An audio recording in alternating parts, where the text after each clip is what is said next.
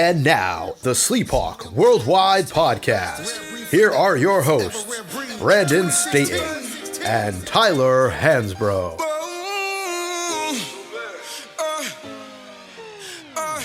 What's up, everybody? Welcome to the fourth episode, I think, of the SleepHawk Worldwide Podcast. Obviously, this is the first time you've seen our faces. If this works and makes it to the internet, it'll be a miracle. I got a fire hazard in my kitchen. Tyler's sitting there drinking protein shakes. It's 4:30 in the afternoon local time. I'm already drinking because this was a stressful thing to set up. So, hopefully this makes it to the airwaves. But we got all kinds of cool stuff to talk about. The elections happened since we last spoke. Don't really want to get into the politics. We talk about how just asinine some of the things going on are in regard to that. Our man Alex Trebek has passed away. So it's obviously super sad news. Everybody's got some cool Jeopardy stories. Tar Heels schedule's out. Tar Heels mashed Duke last game. Just all kinds of stuff going on. So we're going to get down to it, and who knows where it's going to go. What's up, T? What's up, everybody? It's Big Dog here. Not a lot. Sitting in here in my condo. Nice little, I think it's Tuesday. But, yeah, just nice little weather. But big Tar Heel win over the weekend, too. So. Yeah, just always a good time and just throttle Duke. Although it's, I don't even understand why people get excited about that anymore.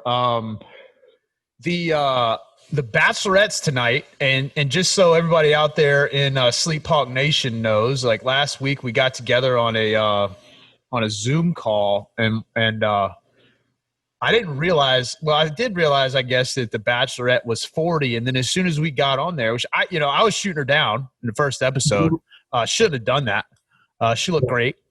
Obviously, batshit crazy. Understand that. But now she's gone, and I didn't really pay much attention to it. Don't really remember what the other girl's name is. She's pretty too, but man, wow. I haven't been missing anything for the last 20 years of the show or whatever. Yeah, and then, I disagree. What we did is someone found love. And, it took a while. It took her only, I don't know how many times she's been on the Bachelorette, Bachelor. But, we can talk about how many guys have made an attempt at that and how many guys have fully evolved. But I don't think anybody's hit the connection that her and Dell have. And I'm super happy that her and Dell have finally found love. And, finally. It took 15 minutes. Well, Dell's a youngin',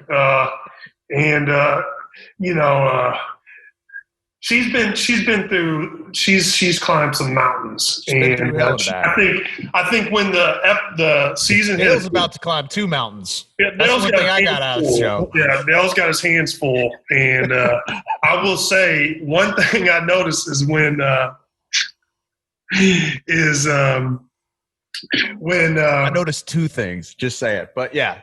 One thing you noticed. Well, I've noticed a couple things too, but let's say there's been some work in the progress. But, the one thing, the peak of the whole Bachelorette thing was when she said, because I didn't settle for guys like him, whenever she kicked that guy off and she made I guess it was dodgeball, and the winners or losers had to strip, which is totally acceptable nowadays in 2020, it seems like. Nothing wrong with that. But the guy said, hey, that's disrespectful. I came on here for love. And, and when she said, you know what, and he left and she came back and told the crew, I'm not selling for guys like that. And then she went and got Dell. And they've been hemmed up ever since. And I think they're going to ride off into the sunset. And looking down the road, I wouldn't be surprised if they have 7 or 8 kids and fully in love here in about 15, 20 years. And I think it's going to be a magical story. And on top of that, the new one that they brought in is ready to start fire. And I think the guys are desperate for attention after going through whatever they went through with what, I don't even know her name. It's a strange name. I don't think it's actually that strange, but it's an uncommon one. Yeah, it's something that didn't catch me, and I didn't care to learn. But the new one coming on is I'm ready, and she's She's much better. She's more attractive, in my opinion. But I hope she finds love, and I hope she gives everyone a fair chance on that because they deserve it. I give the first marriage, that chick and that dude, I give it, I'm going to say 36 months, and that's on the high side. Definitely think this chick is more of a keeper, the new one. Although I got to be honest, man, I had three things going on at the same time. What was it? I was watching the election stuff like everybody else for 92 straight hours. I was watching a football game on my iPad and the other one on my cell phone. And, I was only half paying attention. I didn't even know about the dodgeball thing, but they always have some gimmicky shit on there. And these dudes are all like shredded. So it makes sense. But my favorite part was the guys' titles, like what they do for a living. The one dude was like a zookeeper or some shit. Like he was, I can't even remember what it was. A wildlife, something or another. Yeah. I was like, okay, are you like watered plants or some shit for a living? And when you dive deep into the whole process, we got a fact checker here at SHWW. I was just informed her name is Claire. And that's the first one, though. Claire was the first one. That's the one Claire's take. Gone. She's gone. She's in the clear. She found love. She's gone. But when you dive deep into what these guys do, this guy is a pest control agent, and I think that was a pretty unique spin for that. But he's there to find love too. And, fortunately, the light's shuttering out my dead basil in the windowsill, which is probably why I can't make it onto the Bachelor. But man, maybe I'm just a hater. I mean, here I am. I live my own real life Bachelorette or Bachelor or whatever it is. I wouldn't be caught just fucking dead on that show. Now, maybe the one with the girls and the one guy, like I could see myself in that sort of environment, but man, there is just no way I would ever be caught dead. I mean, it'd take a lot of money to get me in that house. You open yourself up to vulnerabilities, and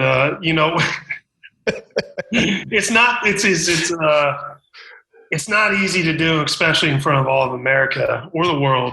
But the one guy that really kind of is like, I felt bad for this guy, the guy that has a beard, and looked like they took some guy out of a cardboard home in the middle of San Francisco and just said, hey, you want to be on The Bachelorette? And he said, yeah, sure. Okay, we'll put some clothes on. And so they put him in quarantine, and this guy has never opened up the way he did. He opened up to Claire, and they screamed in the desert, in the mountain peaks, and now he's got to go through this process again. And when I heard him talk about that, whenever Claire picked Dell, my heart sank because that guy opened himself up to vulnerability, and like he's never done before. And I really felt bad for that. But the fact checker just said Taysha. Listen, if you're going to give me these names, we got to go ahead and put some pronunciation beside these. Yeah, our fact checker is Tyler's resident girlfriend, Savita. She might as well have produced and directed the show. Yeah, but Taysha. Yep, that's the name. And yeah, I'm looking forward to Taysha, and I think it's going to be very interesting. My favorite part of all of it is I was paying attention, because I was in and out. We're zooming, and my dog is just gonna absolutely ruin this. She's in here just begging. I got her locked into my bedroom where there's carpet, so we don't hear her clicking around with a one of those accordion things that you dry your clothes on, and all she's doing is just standing there wagging her tail, like begging to get out. Finley's a great dog, by the way. She is a great dog. She's not podcast friendly at all, however. No. My favorite part of the whole thing was when the chick said she was leaving. Claire says she's leaving, right? And the host comes out. Of course, this show is just like drama, a volcano of drama, just waiting to erupt before every commercial, right? And they walk out and they're like, hey, man, she's leaving. Like Dale, swung his dick around and she's gone, dude. And so this one dude's like, oh no, like I'm vulnerable. I open myself. They're all like half crying and shit. And then he's like, you got a choice, you can leave or you can stay here. And I'd have been like, these guys, I started laughing. I'm like, dude, these guys are all acting like they're going to leave, right? Or they might, or they got a real hard decision to make. Like, bro, you're going to be famous for as long as you're on this show. And then that's it. Like, ship has sailed. Name one guy I mean, maybe our fact checker could name one. But once you're off of that show, bro, that star is burned out. Yeah, he didn't want to go back to getting rid of termites. He knows what he wants to do. Come back out dressed, right? And they all show up dressed to look like they're in a Joseph A. Bank commercial. These motherfuckers walk out with their suits on. They didn't hire personal trainers for 15 months and eat right, be a diet just to take their shirts off in front of America and just give up after 2 or 3 weeks. Oh, man. Yeah, I mean, but look, I'm watching tonight. I'm in, and I'm not gonna lie. Like I've been, shooting my shot here and there where I can, and I'm, I think it's a big plus. I think girls really are intrigued when you I name drop Dale to this girl that I'm trying to holler at, and dude, she was loving it. I've never met her yet, so I mean, obviously she's not that into it, so maybe I'm wasting my time too, but. It's just it's comical, man. Girls and The Bachelor and The Bachelorette. I just never understand it. It's like Bravo and the Kardashians and all that sort of stuff. It's like, but you do watch it. I mean, as a guy, you watch this shit, and it's like, man, I honestly can't look away.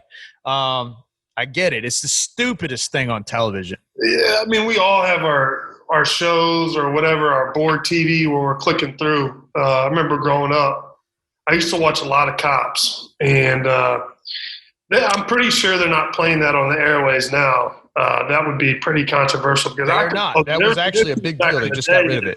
Now they're addressing some things, but I mean, good night. I mean, they'd have you on the edge of your seat. And I'll tell you what didn't have you on the edge of your seat, and what wasn't nearly as bad as The Bachelorette was the football game last night. I know you don't watch a lot of football, dude. It was the Jets and the Patriots. It was a dumpster fire. The Jets are 0-8 going in. The Patriots are 2-5, I think. Cam Newton's the quarterback. He had literally thrown 2 touchdowns and 7 interceptions. The Patriots hadn't scored a touchdown in the first quarter all season. And I fell asleep at halfway through the second quarter. Woke up and somehow, apparently, the Jets lose this game after they've been winning the whole time. Joe Flacco is the Jets quarterback. Dude, I would catch up on The Bachelor. I'd watch every single season. And I'd know The Bachelor's middle name before I ever watched that game again. Dude, it was a disaster. Did you watch any of it? I clicked on it, and I was watching a little bit of it, and the game got out of hand in the first half. And in my mind, I was like, well, why do we have the Jets on Monday? The Jets should not be on – they should not be on Sunday through Sunday. They should not be on TV. But they put them on primetime Monday, and what else I have to do? I'm sitting in my house, so I watch a little bit, and they're destroying the Patriots, and somehow they mismanage it, and – the game was so out of hand when I was watching it in the beginning, and then I just clicked on to my TV show Yellowstone, which I'm watching right now, and then I clicked back later, and I saw the guy make the field goal, and I just typical Jets, and just turned it off and laughed. Somehow I got suckered into doing DraftKings, which, we'll have to plug our DraftKings league here for the 9 people that are going to watch this to join our league. Because, I mean – believe me, it's the easiest money you'll ever make based on my track record.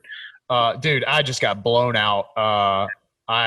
Everybody I picked just hit a dud. And I mean, I don't think I've come close to winning anything in DraftKings since the first week of the season. I've got to be down $500, which, I mean, look, it's some people would probably lose that in a game, but yeah, dude, it's yeah. So I joined. I'm on DraftKings. We got a little lobby going. SHWW. Everybody's welcome. And listen to me. I'll tell you one thing. If me and Sleep win, then it's an issue. It is an issue because my team got destroyed. I'm usually yeah. You came in last. My fantasy football team has won. I'm pretty good at fantasy football, I won't lie. But when it comes to these one-day Sunday things, I get so excited. I don't know what to do. I overanalyze. And then I started looking at other people's teams, and I saw people were leaving. They were overpaying for a really good Dalvin Cook. Yeah. or Russell Wilson, and then they would leave a spot blank. And I think that might be my new strategy. Like leave a defense or something that doesn't score a lot of points, leave that blank and then go big on these big name guys. Yeah, it was funny because I looked early last night at who was in. I got in one of these $1 million pools where you have a snowball's chance in hell of winning $5, much less $1 million. And early on in the first half, the dude that was in first place had both teams' defenses. I was like, damn, that was pretty smart. Meanwhile, my guys are fumbling the ball, and I don't even know if Jameson Crowder, or what was his name? Crowder. I don't even know if he was even in New York last night. It should serve me better than pick a fucking Duke receiver for my DraftKings team. But anyway, one of the things I was thinking about is DraftKings also has a contest for the Masters, which is obviously this week. And I saw where Sergio's got COVID. He's not in. I think it's going to dump rain all weekend. It's just like classic disaster of I don't know, man. I don't know if this means that DeChambeau's going to win, which would be miserable because the ball's not going to you're just going to have to carry it everywhere, or maybe it opens the door for Tiger because the greens are going to be receptive. It'll be interesting. Who would you want to win? Tiger all day. Big Tiger guy. Yeah. I'd be cool with Justin Thomas, like Webb Simpson. Love Adam Scott. I got a huge man crush on Adam Scott. One of the hottest dudes on tour, to be honest. Yeah. That was really weird. I would like to see Tiger in the running just because, Tiger does, if he has a good hole, the texts blow up Tiger's back. Oh, man, he's ready. And I just, for some weird reason, I love to see people get so excited. I mean, he has changed. I mean, this is a different subject, but people have gravitated towards golf. That guy is what golf is. MJ is to basketball is what Tiger is to golf, in my opinion. But I would like to see Tiger. And I'd also like to see Phil. I always like Phil's personality. I think he's funny. He makes me laugh. But after golf and competitiveness, I really do like Justin Thomas. I love JT, man. He's a great player. Great guy, seems like. Yeah, I think he competes. Me and Sleep, we're avid golfers. Like we said, we're not really into Augusta. You give me the chance to play there, maybe you'll catch me out there. I would probably, honestly, from the tournament tees back there, I've never even walked the grounds. They act like it's the hardest place on the planet, but I just don't understand because all these guys get the best lie. You get the ball in the pine trees, and this dude's like, "Oh, there's my ball. Somebody found it for me." And what do you know? It's propped up on this lush pine straw. I'm breaking 110 out there. I don't know from tournament tees. Put me at the blue tees. I break 110. I would have to get my confidence up and to break 110. I think I'd have to start off with the first. I would have to have 2 or 3 good holes in a row, and I think I would do well. What was it? Is it 18 where you just got to hit it down the pipe with the trees on both sides? Is it so? I haven't really studied Augusta. Is it long? How's the layout? I don't know, man. I can only imagine. Dude, all I'm saying is that hole where you just got to pipe it down the middle, and they always put it on TV, dude. It looks like you're hitting it down a hallway. My ball would rifle off one of those pine trees. So, and my ball never hits a tree and kicks into the fairway or anywhere I can find it. If my ball hits a tree, it is literally going 3 counties east, and it is never being heard from or seen again. Listen, if I'm playing in that tournament and there's an audience, by the 18th hole, they're telling people, get the fuck out of the way. They're clearing their fairways. They're putting shields up. They're guarding the audience. They're having them sign waivers if they want to watch. My ball could be – I could shoot that thing to pop it up. It would be on 18. It looked like the front line of some 14th century war. Everybody just be knelt down with a wooden shield, just protecting the elders. Machine gunning balls off to the side.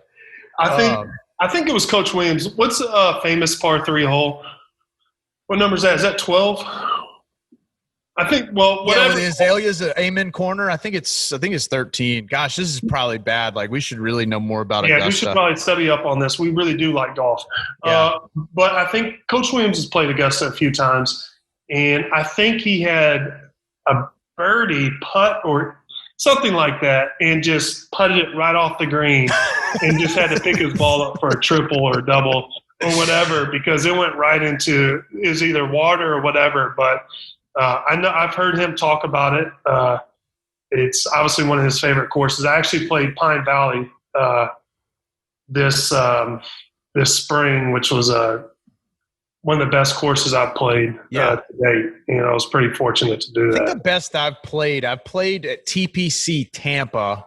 I played at Sedgefield, which is in Greensboro. A lot of folks have played there. I think those are the two best places I played. And the thing about TPC Tampa that was crazy, and really Sedgefield too, is like I was saying, like, I mean, the courses are hard. Like, you have to hit shots to certain places. It's not really when you suck like me. It's like you don't have to hit it distances. Like, I mean, if you're good, obviously you're hitting to certain spots. But like, you go try to hit the ball up on the green, you forget it, dude. Like, you got like a tabletop to hit it on. Not to mention, if you breathe on the ball, it's just like shooting marbles or some shit. Yeah. But you always got a good lie. That's the part I don't understand, is as good as these golfers are. I mean, I think part of it is, people always say too, they like lean their shaft or whatever, like a 7-iron is like your 5-iron, which I think is probably bullshit. I think they really do just hit the ball that far. But yeah, I always wonder. I'm like, dude, that's my favorite part is like, so I'm watching a guy and it's like, oh, is 230? It's a 6-iron, and you're like, what? But then like later you'll see them and they're like 160 and it's like an 8-iron, and you're like, okay, well that's like, that's a little. Yeah, and here's the thing. I don't understand. And it's hard to compare basketball with golf, but as a professional athlete and somebody who has played basketball. Sometimes people that are so good at a particular sport, they make things look easy. And I think when we watch these golfers, and me and you golf a lot, and we'll have some good rounds. We've had some rounds in the 80s, and I've broken 80, I think, once or a couple times on occasion. And, they have these good rounds, or they make shots look easy. And I think that's what these good golfers can do, is they make things look so easy that we think we can go out there and duplicate that. And the amount of practice balls they've hit on the range, and it's comical to think that one of the best players at one of these clubs can just walk into one of these tournaments and dominate. It's just crazy how good these guys are at golf once you go out and kind of play. Dude, yeah, one of the wildest things, I think my first real professional golf experience is I went to watch the U.S. Open at Pinehurst in 2014, and it was on a Saturday. And I was blown away. I guess they had turned one of the holes right away from the clubhouse into the driving range. And obviously it wasn't on number 2, which is where they were playing the tournament. It was on one of the other courses. And, I mean, there was like flags out in the – fairway or whatever. And these dudes are hitting fades and draws. And like, dude, literally you could walk out there with a hand pick and pick up all the balls, because all these dudes are hitting balls. And I'm talking, you're 250, 60, 70 yards away, right up to like 50 yards out. I mean, they're all just hitting the balls in the same spot. And it was amazing watching those guys. I played, you don't know this, but I played in a Pro-Am one time with Peter Uline, and who's a pretty good golfer. He's not. I don't think he's one of the top 10 in the world right now, but I mean, he's pretty damn good. And definitely not one of the top 10 in the world. I've never heard of him. I don't know where he is. I mean, at one point he may be top 50, 75. I'm not sure. Okay. I mean, still, yeah, no worries. And so watching him and watching the way he approaches the game, it was, one thing about an athlete is sometimes I go in there warm-ups or whatever. I like to watch people. I like to watch their routine. I like to watch their thought process and everything like that. But he made like his mistakes. He made up for his mistakes so easy, and it was unbelievable. Like me and you, we shoot it in the woods. We'll duff it maybe once or twice to get it out of the woods. I mean, you take this guy. I mean, he's off. He misses a fairway, and that's like his woods for him. And so what he's doing is he's making up for these shots. Just things look so easy, and I was just like, man, this is unbelievable. And the swing and the smoothness, and every golfer, I guess, every athlete has something that they're really good at or something like that they can do.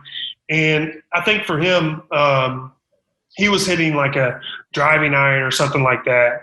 And so I walked up to him, I was like, hey man, what's your weight when you hit that driving iron? Because I can't hit my driver real well.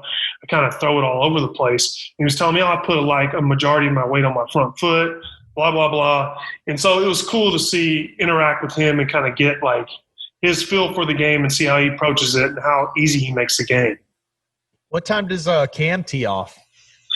Listen, Cam's probably out at Finley's behind me right now. But Cam's probably out at Finley right now. I mean, you know what I do love is sometimes I'll look out my window. I got a condo right above Finley. And so sometimes I'll look out there and I'll see if Cam's playing. But I get no bigger smile when I look out my window and it's just pouring rain. And there's one damn golfer with this bag on his back, and it's Cam. And I love watching our good buddy just get drilled with rain. And for him just to walk like it's normal, nothing out, just like I just get so excited when I see that. Yeah, best was one day Cam and I were playing, and so Tyler, for those of you, new to the show, or no, that has nothing to do with it. So Tyler lives on the course and on the, what is it, 17 tee? 17 tee. So if he ever sees us out there and knows we're there, he'll come out on the patio and right at the top of your backswing, just yell something, right? And one of the funniest things was one day we were out there and we've got these two other guys that are like field hockey coaches or something at UNC. And I mean, they're cool guys. Like they weren't super serious, but they were serious enough. And one of them was like a brand new coach. They had just gotten there. And I guess Tyler thought we knew him. Right at the top of this guy's backswing, Tyler just said, 4! That dude duffed it off his tee, and we had to explain that away. It was hilarious. But yeah, I mean, I do some of my best work out there on the 17 tee because I mean, Tyler's just out there, supporting me, unlike Cam. As we've said many times on this show, I would love to see Cam in the Masters, but I think if the role was reversed and say like, I practiced a little bit and I made the cut. I think Cam would rather see anyone win but us. Yeah, and here's the deal. As I told Cam, I said, listen, Cam, if you ever on a slim limb ever make it to any golf event, listen, your bag is on my back. Yeah,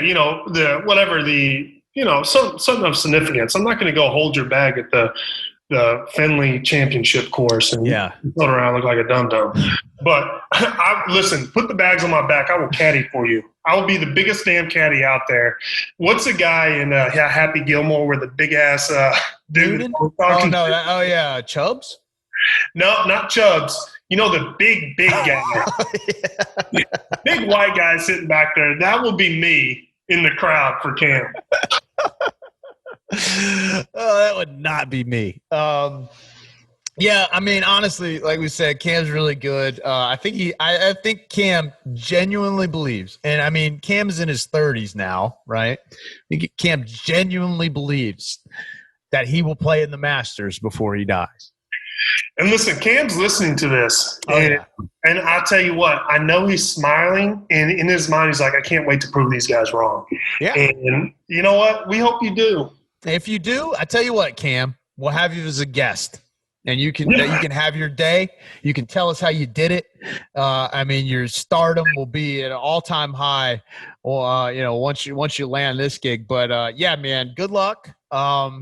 If you're listening out there, let us know what time you're teeing off because we'll tune in. Like your hopes, our man Alex Trebek has passed away, dude. Did you ever watch Jeopardy? I did not. My grandpa was a big Jeopardy fan, and clicking through the channels, I would sometimes I would watch a little bit of it. And I feel like you probably weren't very good at Jeopardy. Yeah, let's just say, then that's the reason I wasn't a very good. Let's be honest. I was never invited on Jeopardy, but I would watch Jeopardy and I would try to see if I knew an answer. Yeah, like it's in the ballpark, and usually safe bet I didn't know. Dude, contrary to popular belief, all right, I'm gonna toot my own horn. Like, I'm a relatively smart person. Like, Jeopardy is insane. I'm convinced that what happens is you try out for the show, and like the contestants get to basically create a profile of things that they're into, right? Mm-hmm. And I think those are among the categories that are possible, right? Although, because sometimes you get a category like one of the great clips that they were showing, and I got a couple Trebek stories I'll share before. Or this is a point I'm getting to here, but they would they showed the clips where they were going down like football terms, and all three of the people there were just straight nerds. Mm-hmm. And he's asking questions and they're just like, nobody's ringing the bell at all, right? And he's just like dissing on these idiots because they don't know what like a football helmet is and stuff, right? But that was hilarious. Of course, like the all-time classic clip was there was something about the rap genre, and dude, he was like speaking eloquently rap lyrics like Designer. It was like panda panda panda panda panda panda panda like who is Designer? He's like, right, next clue. So the thing about like my thing with Jeopardy is like if you ever tune into an episode and you actually do know quite a few. You always keep track of what you get right. That's the best part about playing at home. Is there's no penalty for like they say this country was such and such, and you're like Africa, and it's like that's not a country, and you just forget about the loss and move on to like the thing you get right. You're like, hey, I got 10 questions. This is a self-esteem boost, right? But the thing about Trebek that was really cool, man, is like it was. I think maybe part of it's 2020. Part of it is just like he's obviously had a very public battle with his pancreatic cancer. My grandmother died from cancer, and she used to watch the Wheel of Fortune. I think it's Jeopardy and then the Wheel of Fortune every single day. Yeah. Every day without fail. So I mean, I kind of grew up on the show, and it was like in the afternoon, like when I would go to her house and spend the day, like she'd watch The Price is Right. So Bob Barker is my main man, but it was kind of crazy, man. He's like one of the few people left that you feel like this dude died, but you knew him and you never met him before, And he was like a treasure, man. He was funny. He was intelligent. A lot of people, he just seemed like a really good dude, and in that sort of sphere, he kind of reminded me a lot about, people revered him like they revered Dean Smith. You know what I mean? They were just like, this dude was a good guy. There's like no bad stories about him. So it's a bummer, man, because what that inevitably means is a show like that is just nobody can replace it. So it'll be interesting to see what happens. But and it's as somebody who wasn't a big time Jeopardy follower, you knew his signature voice, and you knew the ding, and you knew it's hard to associate Jeopardy with anybody else. I mean, that guy is the face of Jeopardy. And I think the show must go on, though. And that's one of my favorite sayings is I'm not trying to make light of it, but it's too good of a show not to keep in the works. Yeah. And I think Trebek would definitely want that. And I think he has brought a lot of joy to people's lives, and I know my grandpa was a huge follower. My girlfriend's cousin was actually on Jeopardy, so I do have some ties that. Yeah, she's fact check. Believe me, runs in the family. Yeah, very smart family, but they probably feel a lot smarter after they talk to me. I tell you what, I bet he had a hell of a fucking Colonial Penn life insurance policy, and if he didn't. That place they need to set the headquarters on fire of that place. The pitch man for the Colonial Penn life insurance. What One of the best of all time. What else have we got going on? I think I had a couple other things here of note, but none of it seems very significant here. But the other big thing is we got the COVID vaccine. Vaccine, that's right, yeah. Pfizer, probably it's my second favorite pharmaceutical company. They put some good products out there, and I think we associate them with some other things. They got one good one. Yeah, they got one real good one. Effective that a lot of people know about. But, I'm glad to see they're helping the COVID. They're leading the COVID charge. And, I think – selling you a 2-for-1. Yeah. Is it a package deal?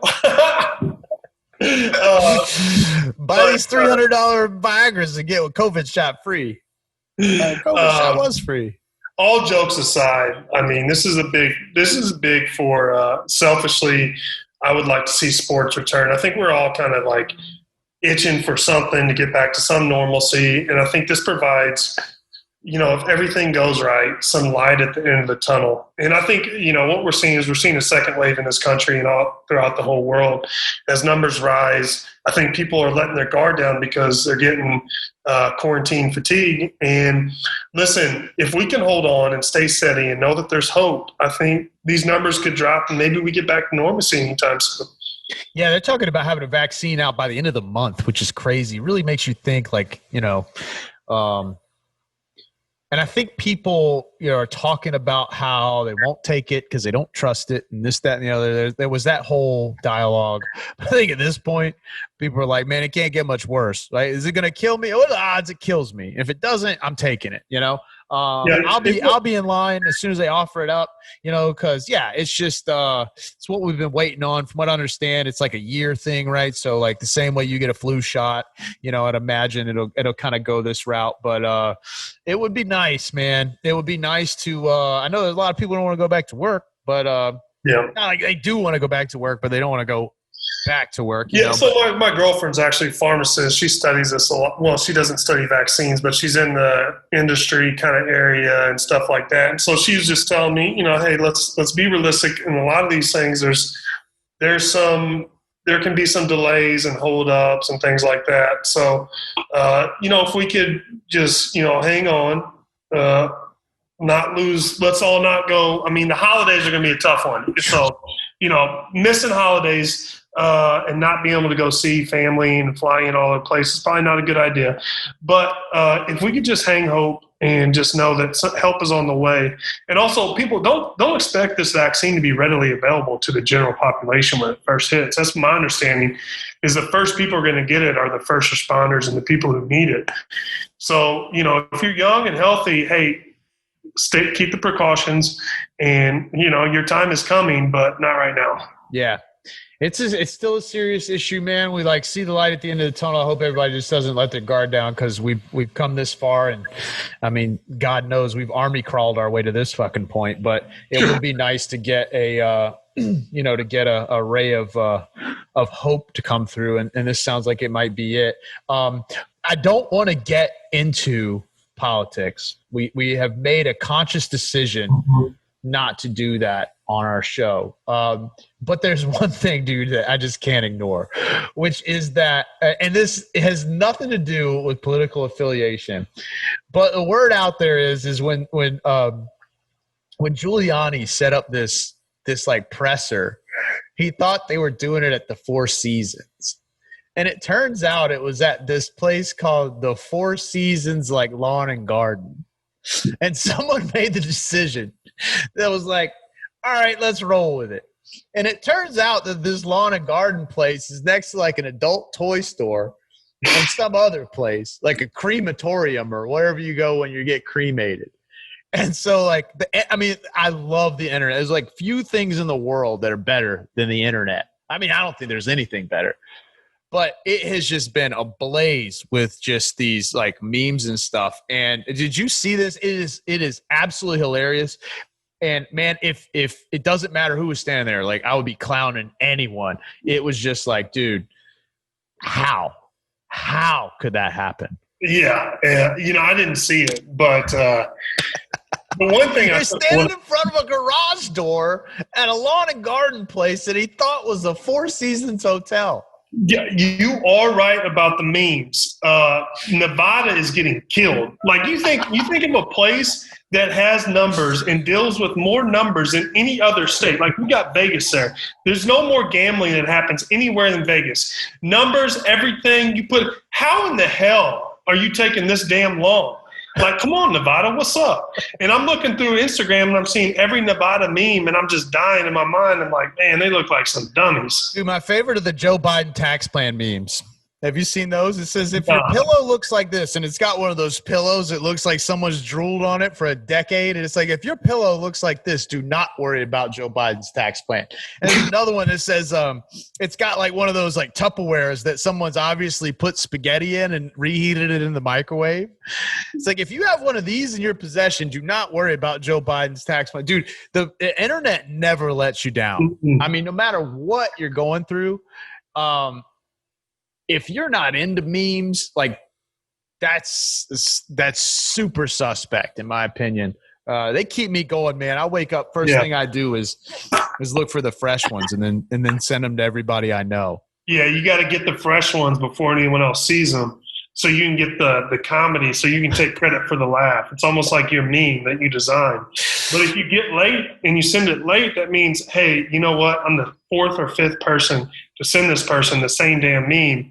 And now it's like, oh, you're being annoying. Like, take a number. Like, I've already seen I'm this. the distributor. I'm like the meme dealer. Yeah. In my circle, I'm the meme dealer. Anyway, I mean, look, we got the heel schedule is out. Everybody always usually makes a big deal of like when the schedule comes out. It's like, I never really understood that. Okay, maybe there's a few teams that we're going to play that were a surprise or whatnot. They're playing the Maui Invitational in Asheville. That news broke 10 years ago. So like, I don't really give a shit who we play or where we play. Like, I'm just going to tune in when we play. I think we came out 16 in the poll. Big Hawk thinks we're going to be, we're going to be better than that. And I appreciate that input. I think we've got Notre Dame beat Clemson, so we're still alive. We beat Notre Dame. We beat Miami. Like State beat Miami. So we're definitely going to. Things are looking up, man. I think there's a lot of positives, like for the first time, maybe we're turning a corner here. So, and I will say this about the basketball team. Listen, people, the Maui Invitation being held in Nashville, listen, it's in North Carolina, short travel for the Tar Heels.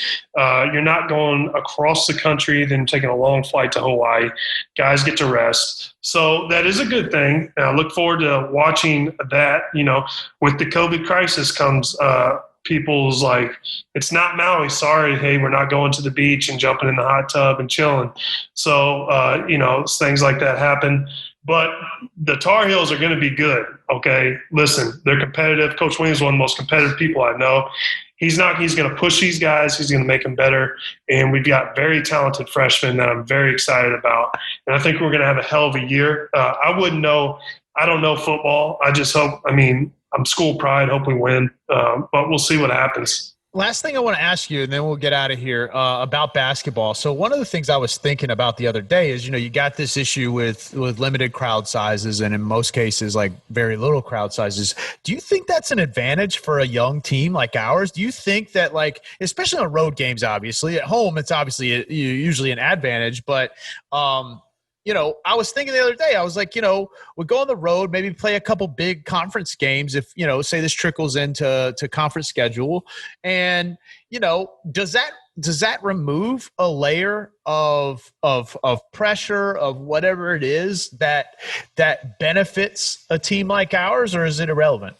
No, it's very relevant. I just saw Duke announce they're not going to have any fans at their home games. Duke's one of the toughest places. It's probably – you Duke, and then you have Kansas. I've never played at Kansas. Those two schools probably have the toughest home crowd to play at.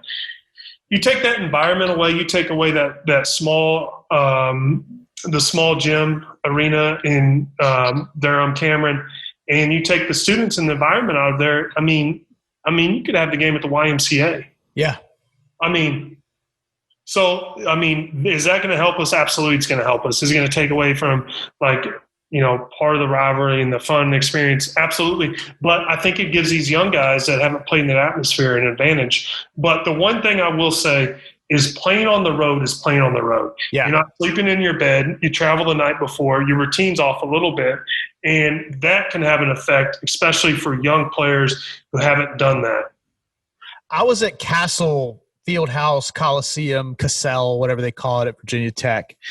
When you were on the team, I think, when UNC was number 1 and Tech beat us. I feel like, dude, even games like that, and Maryland is a well, Maryland's obviously not in the ACC anymore, but I was I was there when I think Maryland beat us in a blizzard. But like even some of those games, like Castle Fieldhouse, or again whatever they call it, look like a greenhouse. But I mean those fans, it's especially when the team is pretty good. Like, man, you can go to these places and it can really catch you by surprise. And so kind of what I'm hoping, I can't remember if we play Duke at home in the last game or if we play them on the road, but, I'm almost hoping that, hey, maybe this could be like a perfect storm of us getting sort of our, getting our sea legs, so to speak, as they start letting people back in and we build some confidence and man, it could really benefit us in a weird way. And we got nowhere to go but up. That's for sure. Yeah. Listen, people, if you're expecting to go see a college basketball game in person, don't even get that mindset. Just go ahead and I can almost guarantee you there's not going to be people in the crowds this year. But I will say one thing is the toughest places to play when I was a player at UNC, Florida State, Maryland, Virginia, their old arena. The new one is much easier. It's much more spread out, corporate. Then Cameron was tough. That's in the ACC. You take the ACC out. Kentucky was tough. Yep. Didn't play at Kansas. Heard that one's very tough. But, for a long period of time, we were the college basketball team to beat. Mm-hmm. And so when you pulled up into a Virginia Tech in that small arena, that place was pumping. Yeah. You had cowbells. You had people ready to storm the floor. They wanted blood. Dude. And so I remember the rivalries. And obviously I was, people, being one of the premier players, people said, anything to me. I've heard it all. Laugh about it. Maryland was tough. State could say anything. The State beat us one time. I think it was my freshman year or my sophomore year. Never lost to State at State since. Yeah. And I always got to say one thing. Fuck State, okay? I'll just say that. I've never liked State. They've never had my respect. Some of the things they said to us were disrespectful and hurtful. They tried to come at you hurtful. Yeah. And so those would be the toughest places to play for me. Yeah, and I was going to say the same thing. Like, we used to go to games at State. And another one of our friends, shout out to our buddy Russell Dean. We used to go – Russell and I went to a couple games at State after, like, we graduated college. And I'll never forget, like, the last time I asked for – this has been 5, 6, 7 years ago. I was like, Russell, you want to go to the State game at State? And he was like, nah, man, I'm too old to get in a fist fight. And it was apropos, right? Because you go there – and like all those people want to do is just be assholes. And I've got very close friends that are very avid State fans. And I sympathize with them for the struggle. And I honestly, in the way I respect my friends, these folks, for their allegiance to a team that fucking sucks, But yeah, man, in general, it's like, I will never understand the level of just sheer disregard for reality.